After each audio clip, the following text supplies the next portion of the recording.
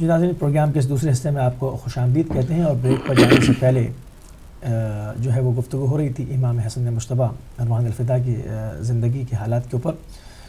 ایک حدیث پیغمبر ہے صلی اللہ علیہ وآلہ وسلم، آپ فرماتے ہیں الحسن والحسین سیدہ شباب اہل جنہ، کہ امام حسن اور امام حسین جو ہیں وہ دونوں جنت کے سردار ہیں۔ تو میں گزارش کروں گا قبلہ سے کہ اس کے مفہوم کو ذرا سا کھولیں کہ آیا یہ صرف جوانوں کے سردار ہیں یا بزرگوں کے بھی سردار ہیں؟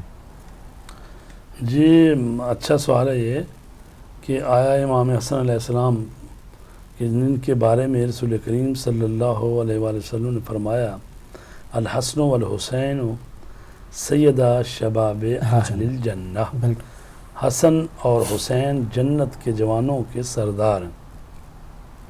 تو ترجمہ بعض دفعہ کرتے ہیں جنت کے نوجوانوں کے سردار ہیں۔ تو نوجوان وہی ہوتے ہیں جو ٹین ایجر ہوتے ہیں، مثلا 13 سے لے کے جو 20-22 سال تک، تو کہتے ہیں یہ نوجوان ہیں۔ اور جو بھرپور جوان ہو جاتا ہے 25 تقریباً 20 سے 25 سال، تو وہ تو پھر جوانی اس کی بھرپور ہوتی ہے۔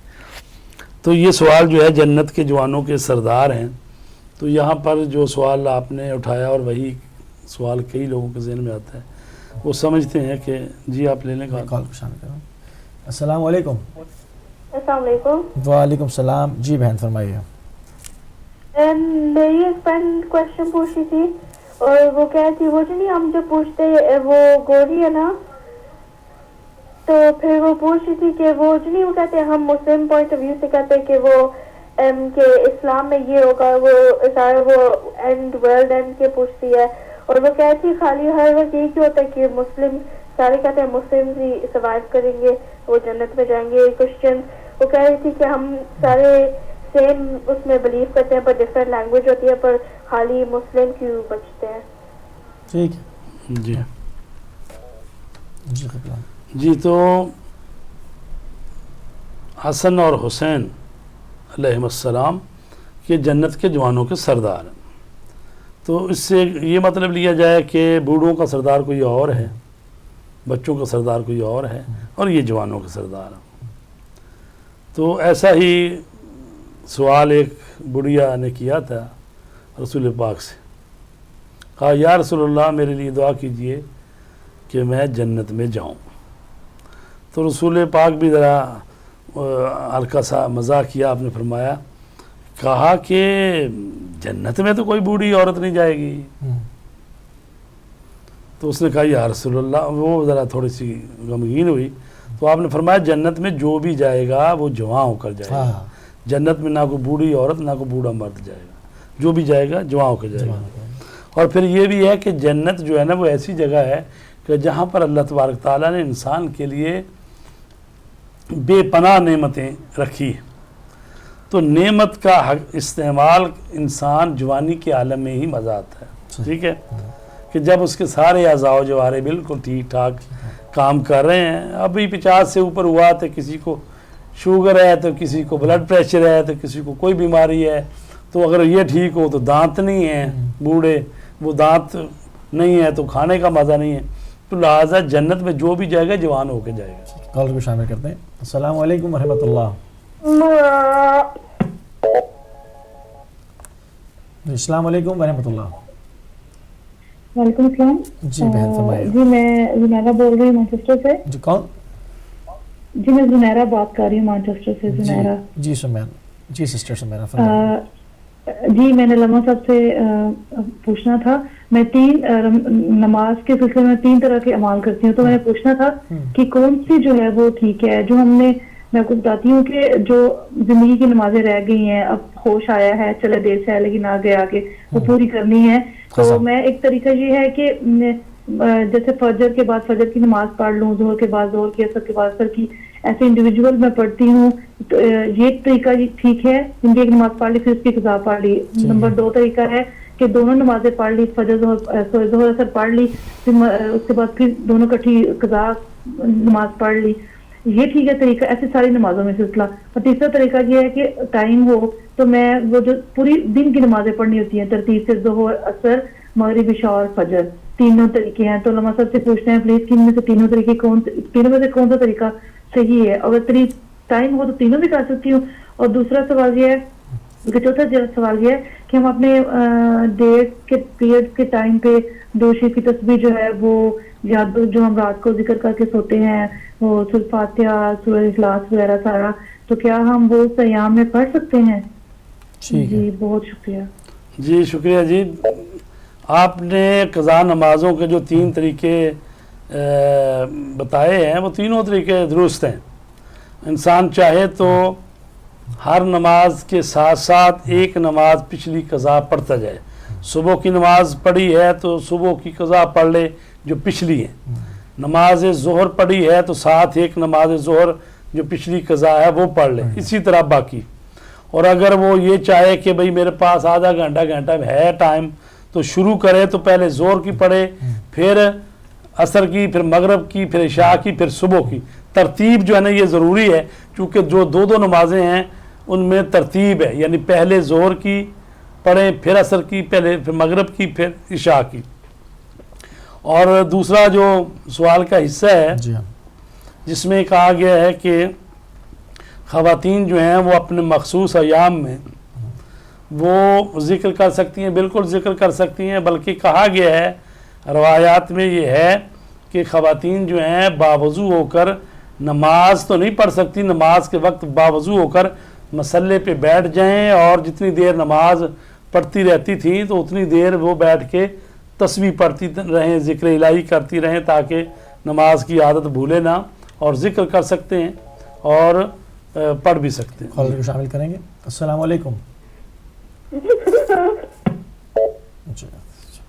बच्चे जी, तो हम बात कर रहे थे कि हदीस रसूल पाक। जी हाँ तो रसूल पाक ने फरमाया है कि जन्नत में जो भी जाएगा जवां होकर जाएगा। अगरचे बाद लोगों ने रसूल पाक के बाद ऐसी हदीस बना ली है कि हसन और हुसैन तो जन्नत के जवानों के सरदार, ये तो रसूल पाक फरमा गए, ये असली हदीस है। इसके मुकाबले में बना दी गई है कि फलां और फलां जो हैं बूढ़ों के सरदार हैं, ठीक है, जबकि बूढ़ा तो कोई जन्नत में जाएगा ही नहीं। तो फिर ये पता नहीं कौन सी जन्नत है जिसके वो 2 भाई बूढ़े जो हैं वो उसके सरदार हैं। कॉलर को शामिल करते हैं। अस्सलाम वालेकुम वरहमतुल्लाह। वालेकुम सलाम सर, मैं यूएई से बात कर रहा हूँ सज्जाद। सज्जाद साहब यूएई से खुशामदीद कहते हैं, फरमाइए। हाँ सर, मैं ये पूछना था कि ये प्रोग्राम आपका माशाल्लाह बहुत ही अच्छा खूबसूरत प्रोग्राम है। इसको देख के हमारा ईमान ताज़ा हो जाता है, क्योंकि मैं हूँ अहले सुन्नत से। मैं आपका ये प्रोग्राम देख के तो मकसद है मैं अहले तशरीह अख्तियार। आवाज़ कट रही है, दोबारा फरमाएं। हाँ जी सर, मैं हेलो जी जी ये आप टीवी से ना आप सुने, टीवी से ना सुने, आप फोन सिर्फ टेलीफोन से बात करें, टीवी का वॉल्यूम आहिस्ता कर लें। अल्हम्दुलिल्लाह बहुत अच्छा। हेलो जी जी आप टेलीफोन से बात करें। जी जी टेलीविजन सेट के आवाज़ जी बंद करें। सर, बहुत ही अच्छा प्रोग्राम है हमारा ईमान था अल्हम्दुलिल्लाह। हेलो जी जी आप कहिए सुन रहे हैं हम। हेलो, अच्छा बहुत ही अच्छा प्रोग्राम है अल्हम्दुलिल्लाह। मैं अभी अहले तशरीह में मैं शामिल हो गया हूँ। अभी ये माशाल्लाह, हमारे माशाल्लाह। रूम में अहले मतलब सुन्नत वाले हैं, वो बोलते हैं कि तराबी, थोड़ा तराबी के बारे में हमें बताएं। ये क्या रसूल खुदा ने पढ़ी थी? ये बोलते हैं कि आप तराबी नहीं पढ़ते तो आपका कोई रोजा जो है ज़ाय हो जाता है, रोजा नहीं है। थोड़ा इसमें तफसील से बताएं। ठीक है, प्रोग्राम देखते रहें। जज़ाकल्लाह जज़ाकल्लाह। खुदा। तो जी, तो तरावी की बात कर लें पहले। बिल्कुल ऐसा है कि तरावी जो है ये रसूल करीम सल्लल्लाहु अलैहि वसल्लम के ज़माने में इस तरह से नहीं थी जिस तरह अब पढ़ी जा रही है। उसमें तरावी की तो बात भी बाद में शुरू हुई है। तो रसूल पाक के ज़माने में माह रमज़ान में 1000 रकत नमाज नाफिला थी कि हर रोज़ 20 रकत नमाज मगरिब इशा के बाद पढ़नी होती थी, और जुमे के दिन 100 रकत नमाज पढ़नी होती थी। तो 600 रकत वो बन जाती है महीने में, और 400 रकत जुमे वाले दिन की बन जाती है, ये हो जाती है 1000 रकत। तो ये मुस्तहब है 1000 रकत नमाज बंदा मोमिन पढ़े। तो रसूल पाक के ज़माने में ये थी, और रसूल पाक कभी नाफिला जो है वो नमाज पढ़ लेते थे मस्जिद में, कभी घर जाके पढ़ते थे, ताकि उनकी वजह से लोगों को ये ना पता चले कि वाजिब की हद तक ना चली जाए बात। तो लिहाजा उन्होंने तो कभी ये बाजमात पढ़ाई नहीं। और फिर ये है कि सुन्नत जो नमाज़ें होती हैं وہ جماعت کے ساتھ پڑھنا جائز نہیں ہے، ان کا صرف واجب نمازیں پڑھی جاتی ہیں۔ تو یہ عمر ابن خطاب جب وہ خلیفہ بنے تو انہوں نے اپنے زمانے میں دیکھا، مسجد کی طرف آئے اور دیکھا کہ لوگ اپنے اپنے نوافل پڑھ رہے ہیں مسجد کے مختلف گوشوں میں، تو انہوں نے اس وقت سوچا کہ کیوں نہ ان کو ایک شکل دے دی جائے، تو لہٰذا انہوں نے ابی ابن کعب، وہاں پر صحابی رسول موجود تھے، ان سے کہا آپ آئیں اور آپ آگے کھڑے ہو جائیں، اور لوگوں سے کہا بھی آپ بھی باجماعت اس کو کر لیں، یہ جو 20 رکعت اپنے نافلہ پڑھ رہے ہیں اس کو باجماعت پڑھیں۔ تو انہوں نے امام مقرر کر دیا، تو لہٰذا اگلے دن پھر وہ آئے، خود نہیں پڑھے، اگلے دن خود آئے، پھر دوبارہ دیکھا کہ یہ بڑے منظم طریقے سے باجماعت نماز ہو رہی ہے تراویح کی، تو انہوں نے کہا کہ یہ کتنی اچھی بدعت ہے، شروع کر دی ہم نے، یعنی نیا طریقہ، بدعت کا معنی نئی چیز، تو ہے تو نئی چیز ہے، چونکہ جماعت کے ساتھ تو نہیں پڑھی جا سکتی، تو انہوں نے کہا کہ ہے تو بدعت لیکن بدعت حسنہ ہے، اچھی بدعت ہے۔ تو لہٰذا ہمارے بھائیوں نے بعد میں یہ چیزیں کہی ہیں کہ جی رسول پاک نے بھی پڑھی تھیں، کبھی پڑھتے تھے، کبھی گھر چلے جاتے تھے، یہ بعد کی باتیں بنائی ہیں اس بات کو ٹھیک کرنے کے لیے، کیونکہ بعد میں جب یہ سوال پیدا ہوا کہ کیا کسی حکمران کو یہ حق حاصل ہے کہ وہ شریعت میں اس طرح کے اضافے کرے کہ جو رسول پاک نے بات نہیں کہی، یعنی انہوں نے تو کھلا چھوڑ دیا لوگوں کی اپنی مرضی ہے، سنت ہے، آپ نے پڑھنی ہے پڑھو، نہیں پڑھنی تو نہ پڑھو، ٹھیک ہے، لیکن اگر اس کو بالجبر کر دیا جائے، واجب کر دیا جائے، واجب کی حد تک پہنچا دیا جائے، اور پھر اتنے فضائل گھڑ لیے جائیں تراویحوں کے لیے کہ اگر کسی نے نماز تراویح نہیں پڑھی تو اس کا روزہ پرواز ہی نہیں کرتا، وہ قبول ہی نہیں ہوتا، ایسی بات کوئی نہ قرآن میں ہے نہ حدیث میں ہے کہ کہا گیا ہو۔ جہاں سورہ بقرہ میں 183 آیت میں جہاں پر روزوں کا حکم ہے، وہاں پر یہ بھی حکم ہے کہ اتم الصیام الی اللیل، نماز کو رات تک، روزے کو رات تک پورا کرو، کب اس کو شروع کرنا ہے اور کن کن کے لیے روزہ معاف ہے، تو وہاں یہ بھی آ جاتی بات کہ بھی ساتھ 20 رکعت نماز تراویح بھی پڑھنی ہے، ایسی بات نہیں ہے وہاں۔ تو لہٰذا یہ جو ہے وہ حضرت عمر نے شروع کی ہے طریقہ کار، تو ظاہر ہے کہ جو حضرت عمر کو مانتے ہیں، بلکہ بعض لوگ تو رسول پاک سے بھی زیادہ ان کو مانتے ہیں، تو لہٰذا انہوں نے یہ سلسلہ شروع کر لیا۔ پہلی خلافت کے دور میں نہیں ہوئی، ابو بکر کے زمانے میں بھی نہیں ہوا، نہیں ہوا، نہ رسول پاک نے پڑھائی، نہ 2 سال 4 مہینے حضرت ابو بکر کی حکومت رہی ہے، انہوں نے بھی نہیں پڑھائی، یہ تو حضرت عمر کے زمانے میں شروع ہوئی ہیں۔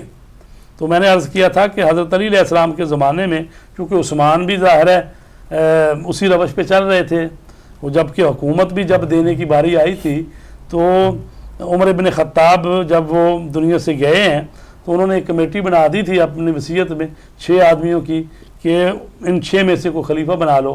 حضرت علی بھی اس کمیٹی میں تھے، اور عبد الرحمن ابن عوف جو اس کمیٹی کے چیئرمین تھے، انہوں نے کہا کہ حضرت علی سے کہا کہ میں آپ کی بیعت کرتا ہوں، شرط یہ ہے کہ آپ قرآن و سنت کے ساتھ سیرت شیخین پر بھی چلیں گے۔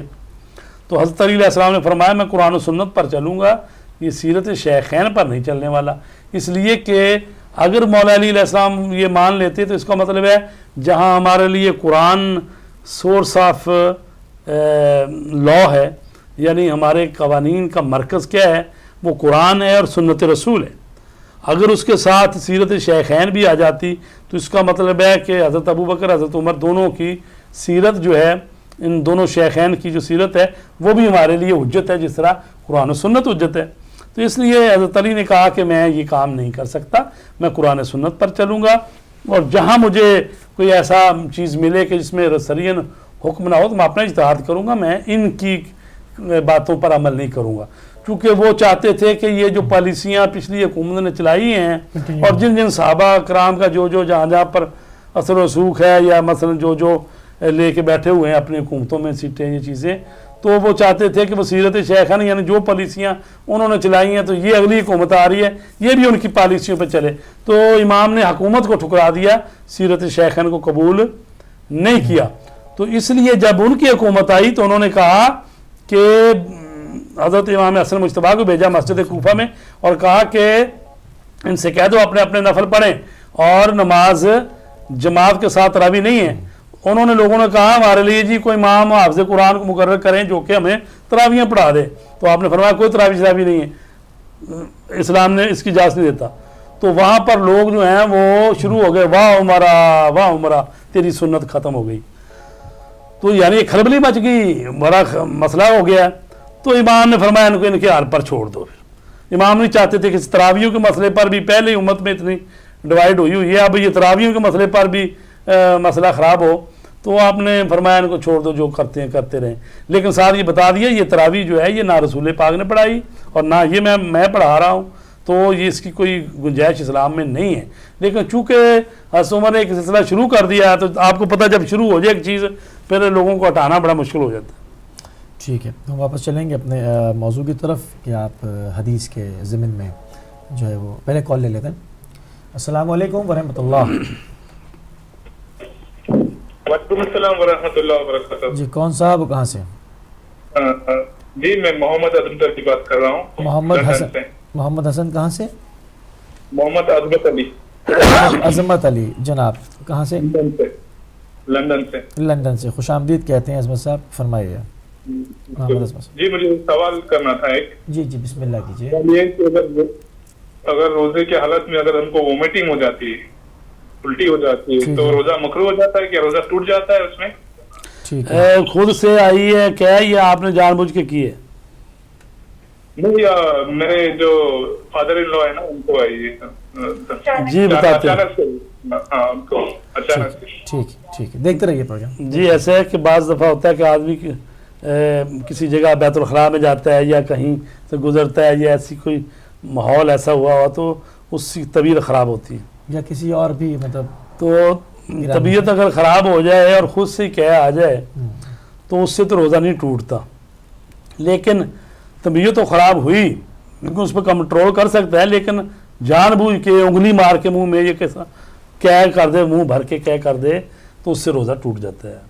خود جان بوجھ کے کریں گے تو ٹوٹ جائے گا, لیکن اس سے طبیعت خراب ہوئی ہے اور کیا آئی ہے تھوڑی سی کیا آئی, اس سے روزہ ٹوٹتا نہیں. یعنی کہ کوشش بھی کریں کہ نہ ہو, کنٹرول خود کنٹرول کرنا نا, مطلب صحیح ہے. ٹھیک ہے, اچھا تو بالکل. اب جو کہ یہ ایسے ہی ہے کہ جیسے آدمی نماز پڑھ رہا ہو نا, تو اس وقت ہوا خارج ہونے لگے تو اس وقت بھی حکم ہے کہ کنٹرول کرو.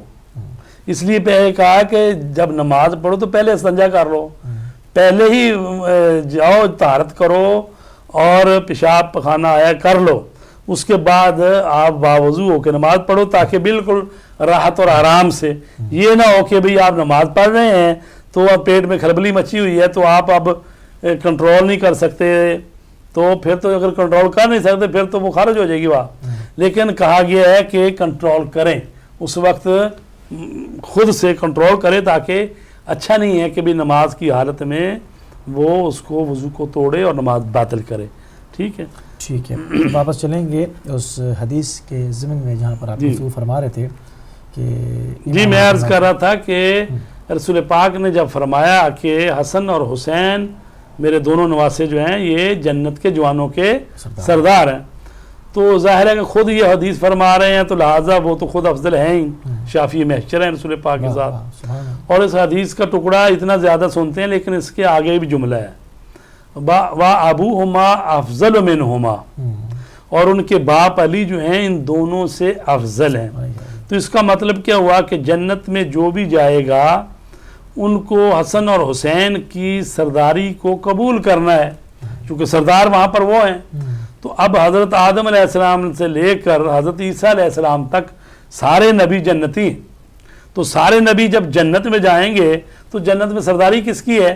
حسن اور حسین کی, اور ان کے بابا علی ان سے افضل ہیں, اور رسول پاک تو شافی محشر ہیں, وہ تو ان سے بھی افضل ہیں. تو لہٰذا یہ ہستیاں جو پنجتن پاک ہیں حقیقت میں جنت انہی کے پاس ہے, تو انہوں نے ہی تقسیم کرنی ہے.